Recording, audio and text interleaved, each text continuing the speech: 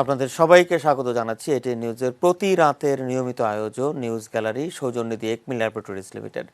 আপনারা জানেন যে বাংলাদেশে করোনার এই মহামারী শুরু হওয়ার পর থেকেই আমরা প্রতি রাতে আমাদের নিউজ গ্যালারিতে এই করোনার সর্বশেষ পরিস্থিতি দেশ এবং দেশের বাইরে এবং এর ফলে অন্যান্য খাতের যে কি অবস্থা তাও আমরা জানানোর চেষ্টা করছি। এবং এই আয়োজনে বিভিন্ন পর্যায়ে আমাদের সঙ্গে বিশেষজ্ঞগণ যোগ দেন।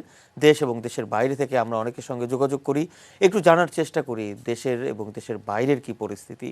আপনাদেরকে একটু জানাতে চাই, আপনারা নিশ্চয়ই জানেন যে গত 24 ঘন্টায় বাংলাদেশের পরিস্থিতি দিয়ে যদি শুরু করি, গত 24 ঘন্টায় করোনায় আক্রান্ত হয়ে মারা গেছেন আরও 32 জন এবং এই নিয়ে এখন পর্যন্ত করোনায় মৃত্যু বাংলাদেশে 3657 জন এবং গত 24 ঘন্টায় নতুন করে করোনা শনাক্ত হয়েছেন আরও 2024 জন এবং এ নিয়ে বাংলাদেশে করোনায় আক্রান্ত সংখ্যা এখন পর্যন্ত 2,76,549 জন।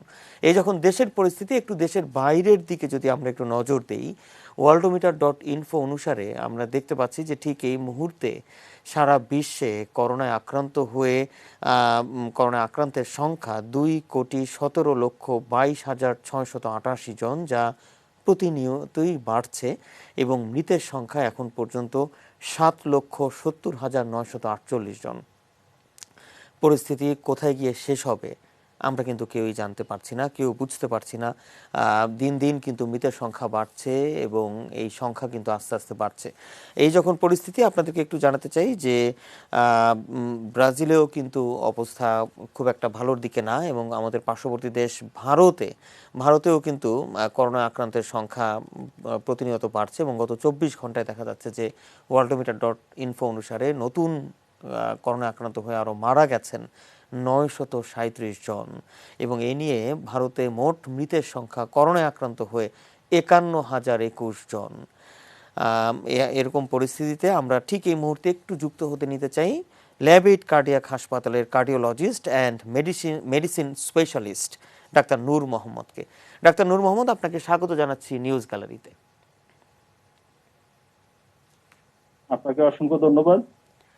একটা বিষয় একটু জানতে চাই প্রথমে যে দেশ এবং দেশের বাইরে বর্তমানে করোনা পরিস্থিতি কেমন বুঝছেন?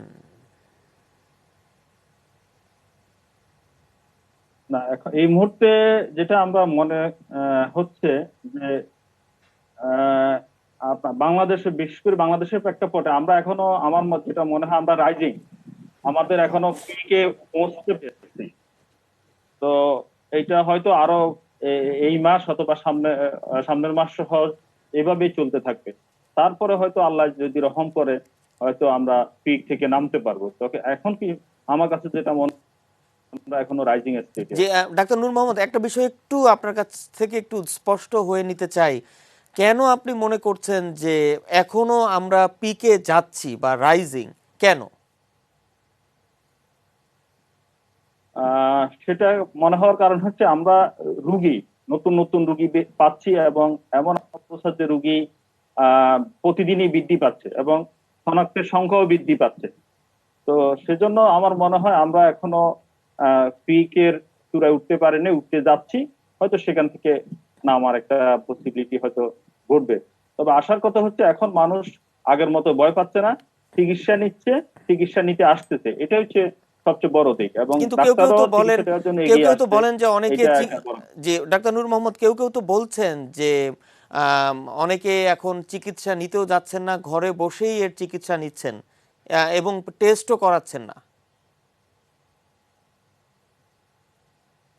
না, মানুষের সচেতনতা অনেকখানি বাড়ছে, যে এখন মানুষ আর আগের মতো ওরকম ভাবে ভয় পাচ্ছে না যে করোনা হলেই 100% মর্টালিটি, এই জায়গা থেকে মানুষ সরে আসছে।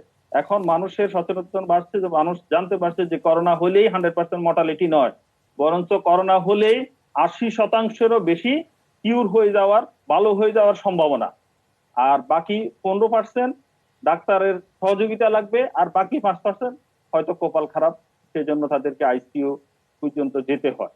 এই যে সচেতনতা মানুষের কাছে বৃদ্ধি পেয়েছে যে করোনা হলে 80% নিজে নিজে ভালো হয়ে যায়, সেই কারণেই মানুষ এখন হসপিটাল মুখী থেকে একটু কমে আসছে।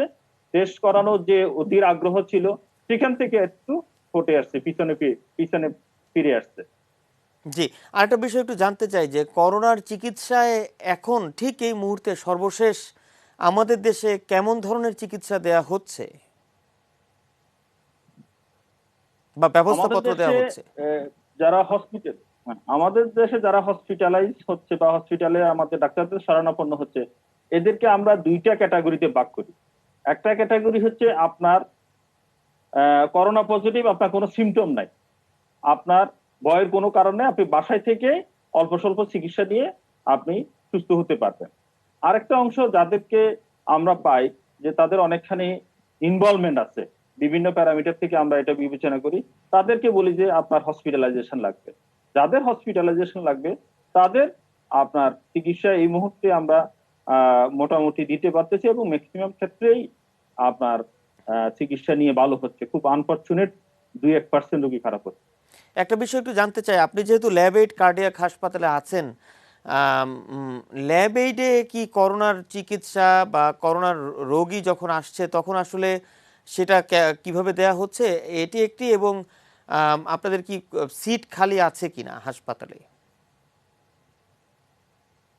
আমরা প্রথমে অল্প পরিসরে শুরু করলেও পরে আমরা ধীরে ধীরে রুগীর চাহিদা অনুসারে আমরা ধীরে ধীরে বেডের সংখ্যা অনেক বাড়িয়েছি। আমরা প্রথমে একটা ফ্লোর দিয়ে শুরু করছি, দেখছি যে রুগী জায়গা দিতে পারতেছি না, দুইটা ফ্লোর করছি, জায়গা দিতে পারতেছি না, তিনটা ফ্লোর করছি, তারপরেও জায়গা দিতে পারতেছি না, তারপরে আমরা আইসিইউটা, আমাদের যে আইসিইউ ছিল সেটাকে ওপেন করছি। তো সব মিলে আমরা প্রায় এখন 100 থেকে 120 20 জন রুগী নেওয়ার মতো আমাদের এই মুহূর্তে সক্ষমতা আছে। তবে হয়তো ঈদের কারণে বা জনগণ হয়তো গ্রামমুখী থাকার কারণে এই মুহূর্তে রুগী একেবারে কানায় কানায় ভর্তি তা নয়। তারপরে এই মুহূর্তে আমাদের প্রায় 70 থেকে 80টা রুগী প্রতিদিনই আমরা চিকিৎসা দিয়ে যাচ্ছি।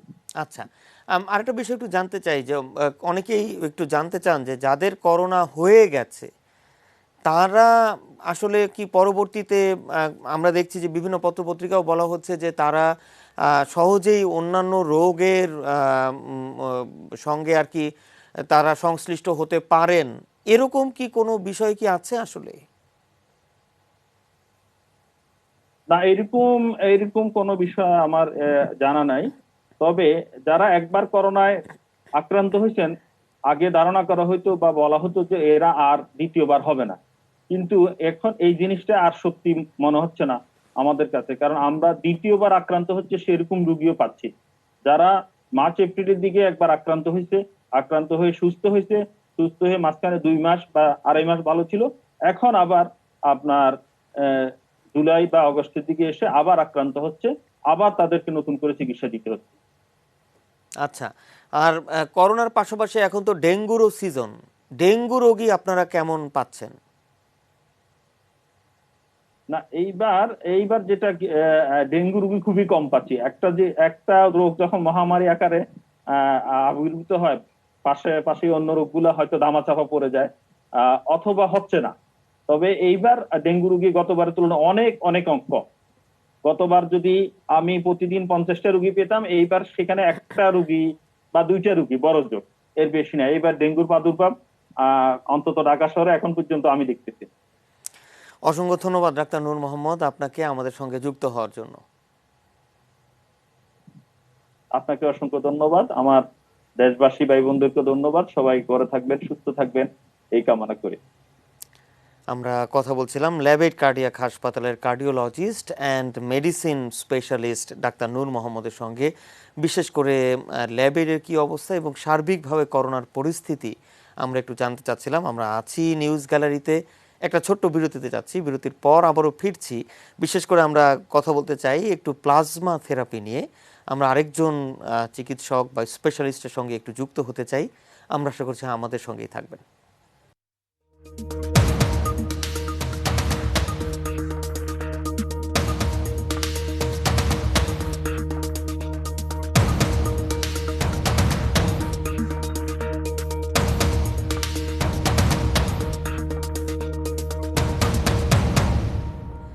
বিরতির পর আরও একবার স্বাগত জানাচ্ছি। এটি নিউজের প্রতি রাতের নিয়মিত আয়োজন নিউজ গ্যালারিতে, সৌজন্যে দিয়ে একমি ল্যাবরেটরিজ লিমিটেড।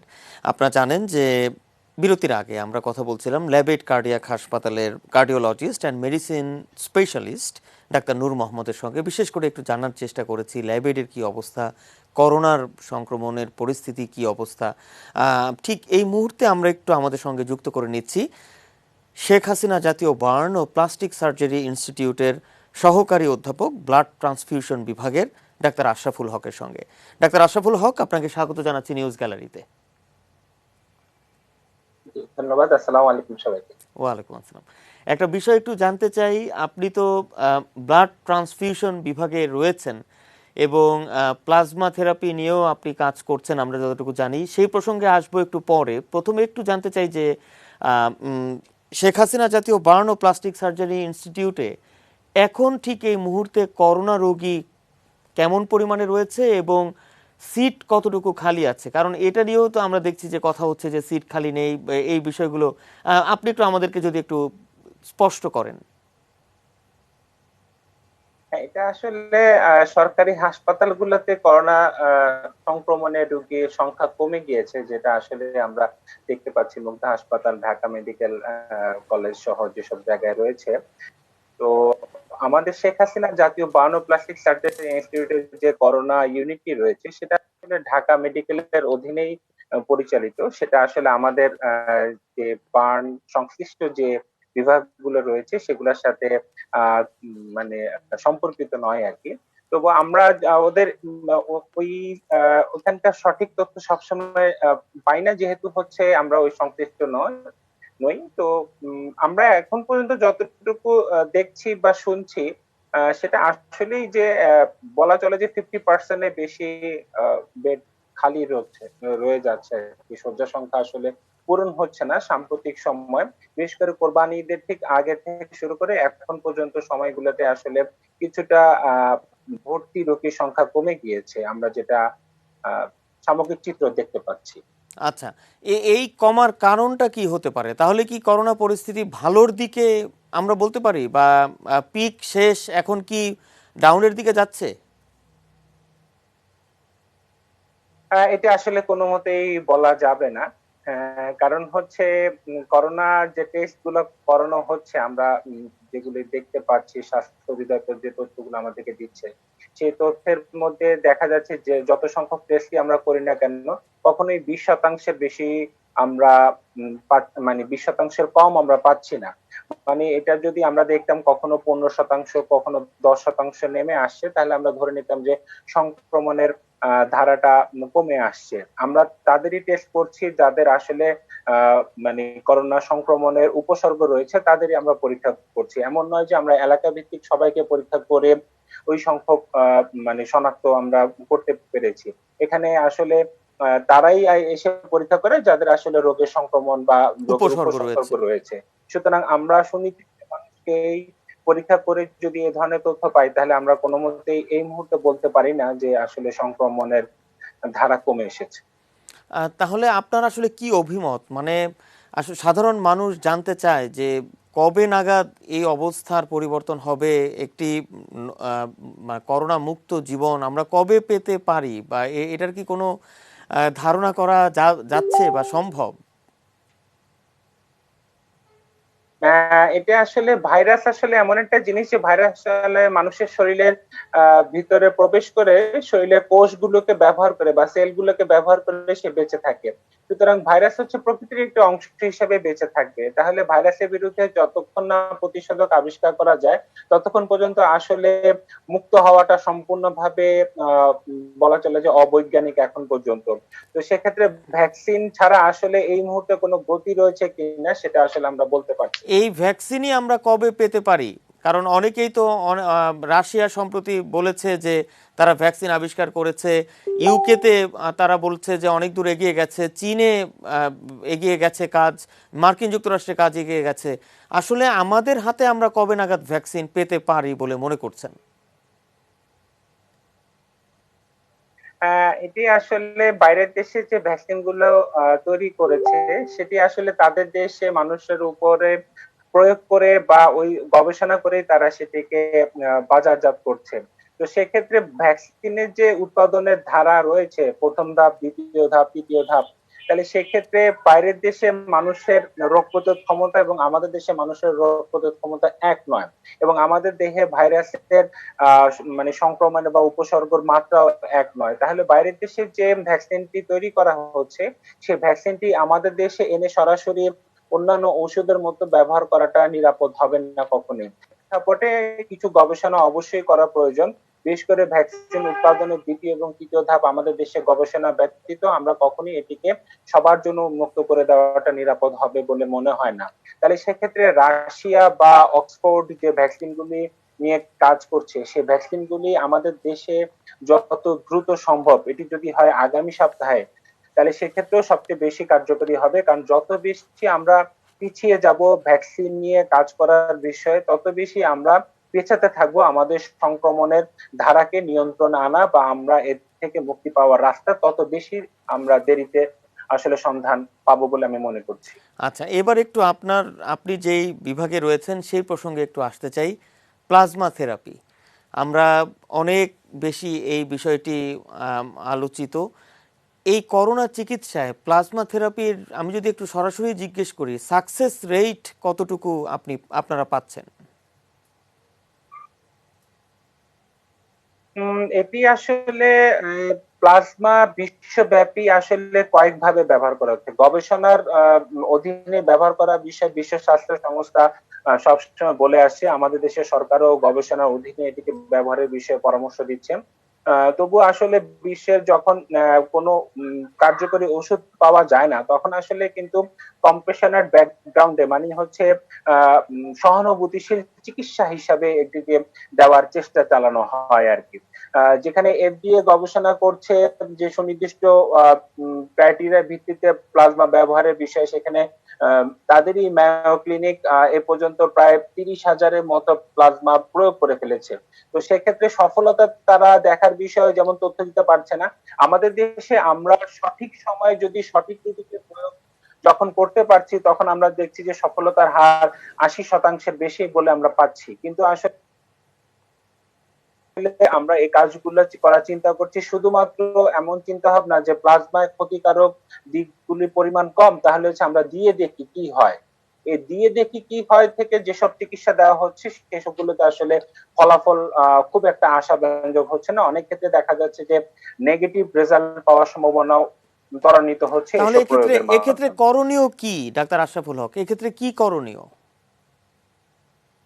করণীয় হচ্ছে আমাদের পার্শ্ববর্তী দেশ ভারতেও যেমন করেছে যে ইন্ডিয়ান কাউন্সিল অফ রিসার্চের অধীনে তারা সমগ্র ভারতব্যাপী চিকিৎসা প্লাজমা কে সন্নিবেশিত করে সুনির্দিষ্টভাবে প্লাজমা দেওয়ার কাজগুলি চালিয়ে যাচ্ছে। আমাদের স্বাস্থ্য অধিদপ্তর একটি কমিটি করে দিয়েছিল, ওনারা গবেষণা করছেন। কিন্তু যদি এমন হয় যে বাংলাদেশ মেডিকেল রিসার্চ কাউন্সিল, যেটি আসলে বাংলাদেশের ন্যাশনাল রেগুলেটরি বোর্ড হিসেবে কাজ করে, তারা যদি সমগ্র বাংলাদেশ ব্যাপী একটি কাঠামোর অধীনে সুনির্দিষ্ট ক্রাইটেরিয়া দিয়ে প্লাজমা দেওয়ার বিষয়ে সুনির্দিষ্ট নীতিমালা তৈরি করে, তাহলেই কিন্তু সম্ভব রোগীর উপকার পাওয়া, যারা প্লাজমা দান করছেন তারাও যেন সঠিক জায়গায় প্লাজমা দান করা সক্ষম মানে এটা দিতে পারেন, এবং এই সংক্রান্ত যে ব্যবসাগুলো ক্ষতি হচ্ছে সে ব্যবসাগুলোও যেন এই মানে তৎক্ষণাৎভাবে বন্ধ করা যে কোনো মুহূর্তে সম্ভব হয়। খুব চমৎকার বিষয়গুলো বলেছেন। একেবারে শেষ প্রশ্ন, 10 সেকেন্ডে একটু উত্তর দিবেন আশা করছি। প্লাজমা দিতে সাড়া বা উৎসাহ কেমন দেখতে পাচ্ছেন? প্লাজমা দিতে সাড়া বা উৎসাহ প্রাথমিক পর্যায়ের তুলনায় এখন যথেষ্ট ভালো, কারণ মানুষজন এখন মানুষের জন্য এগিয়ে আসছে, দেশের জন্য এগিয়ে আসছে। আমরা খুবই সন্তুষ্ট যে মানুষকে বললে এখন প্লাজমা দিতে কেউ আপত্তি অনেকেই করছেন না। জি, আর সাধারণ মানুষদের উদ্দেশ্যে কি আপনার কি কিছু বলার আছে এক কথায়?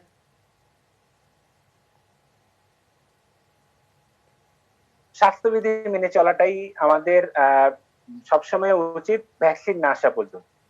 অসংখ্য ধন্যবাদ ডাক্তার আশরাফুল হক আমাদের সঙ্গে সংযুক্ত হওয়ার জন্য। ধন্যবাদ আপনাদেরকে। আমরা এই অংশে যুক্ত হব দেশের বাইরে থেকে, বিশেষ করে লেবাননের বৈরুত প্রবাসী ইউটিউবার আলী আব্বুদের সঙ্গে একটু যুক্ত হয়ে নিতে চাই, একটু জানতে চাই লেবাননের পরিস্থিতি। আলী আব্বু, আপনি নিশ্চয়ই আমাকে শুনতে পাচ্ছেন, আপনাকে স্বাগত জানাচ্ছি নিউজ গ্যালারিতে। আপনাকেও ধন্যবাদ আমাকে নিউজ গ্যালারিতে কথা বলার সুযোগ দেওয়ার জন্য। জি, একটা বিষয় আসলে আপনাকে আজকে যুক্ত করার অন্যতম একটি কারণ, আমরা যতটুকু জানি যে বাংলাদেশ বিমানের একটি ফ্লাইট আজকে আমার মনে হয় ইতিমধ্যে ফ্লাইটটি ছেড়ে গেছে, বৈরুত থেকে বাংলাদেশের পথে রওনা দিয়েছে 220 জন বাংলাদেশিকে নিয়ে। এবং আমি যদি ভুল না করি এটি বাংলাদেশ বিমানের প্রথম করোনার এই সময়টাতে দীর্ঘদিন বন্ধ থাকার পর এই প্রথম বৈরুত থেকে যাত্রী নিয়ে বাংলাদেশে আসছে। আহ, এই তথ্য কি ঠিক আছে? আপনার কি মত? যে আজকে আসলে আমাদের লেবানন প্রবাসীদের জন্য একদিকে একটি ঐতিহাসিক মুহূর্ত এবং অন্যদিকে খুব একটি কষ্টপূর্ণ দিন। বিমান বাংলাদেশ এয়ারলাইন্সের একটি ফ্লাইট আজকে লেবানন সময় রাত্র 12টার দিকে লেবানন থেকে ছেড়ে যাবে এবং সেখানে 210 জন প্রবাসী বাংলাদেশি লেবানন থেকে বাংলাদেশে ফিরবেন। আপনি জানেন যে বিগত 9 মাস ধরে লেবাননে রাজনৈতিক অস্থিরতা, তারপরে আপনার কোভিড-19 এর খানা এবং সর্বশেষ বৈরুতে যে ব্লাস্ট হয়েছে, তারপরে কিন্তু লেবাননের অর্থনৈতিক ধরতে গেলে এক প্রকার পঙ্গুই হয়ে গেছে। এমন পরিপ্রেক্ষিতে প্রবাসীদেরকে একেবারে খালি হাতে দেশে ফিরতে হচ্ছে।